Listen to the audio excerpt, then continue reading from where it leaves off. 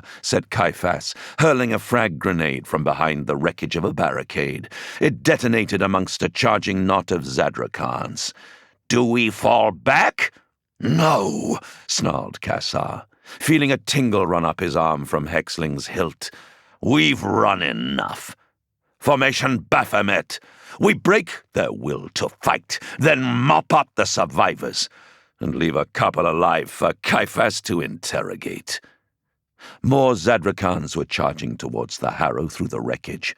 Skarl flung incendiary bombs at them, shrieking with laughter as the luckless men staggered and burned.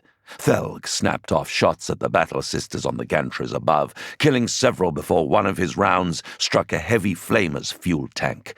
A ferocious explosion flared above the battlefield, and burning, armored corpses rained down. Amidst the firestorm, Kassar rose from cover. Mortis held out steadily before him. Ignoring the bolts and blasts of the foe, he strode towards them, and the harrow provided cover. Formation Baphomet was a demonstration of contempt, a shock tactic intended to crush the enemy's morale by proving the harrow's apparent invincibility.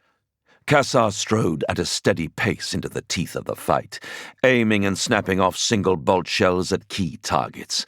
His brothers leveled a storm of fire to eliminate each enemy that turned their gun Kassar's way. Thelg's rifle spat again and again, the sniper picking off special weapon troopers, battle sisters, and sharpshooters with mechanical efficiency. Ragged streams of shells from Crowl's bolter fist ripped through the Zadrakans. Caiaphas and Skarith played their bolters along the enemy lines. Skarl advanced in Kassar's wake, sending tongues of flame licking out to incinerate encircling enemies as they dashed through the smoke. Kassar's first shot struck a Zadrakan sergeant in the face, exploding his head as though he'd swallowed a grenade. His second round caught a battle sister square in the chest, pulping her insides and spilling her melter-gun to the floor.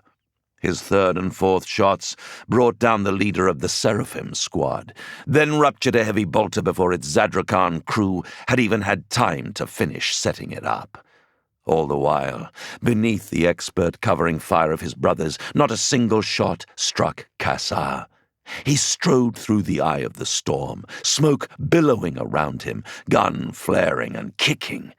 He saw the zeal burn out in his enemy's eyes, replaced by panic as he moved closer. A Zadrakan raised his lasgun to shoot Kassar, and a bolt from Caiaphas plucked him off his feet. A sister superior ran at Kassar with a roaring chainsword, only for Thelg to shoot her in the throat. She crumpled to her knees, and Kassar shot her in the face, then stepped over her corpse.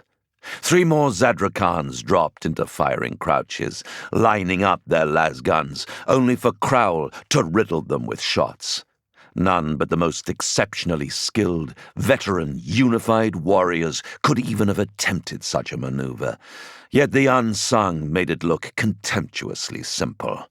Untouched, untouchable, Kassar walked into the heart of the foe and raised his blade, pointing it straight at the Imperial fist.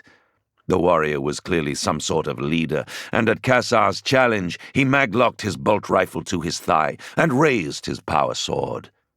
"Come and meet your end, heretic," he roared. "I am Lieutenant Lydanis of the Imperial Fists, and I shall strike you down in the Emperor's name."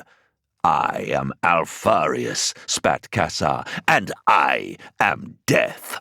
The Imperial Fist charged.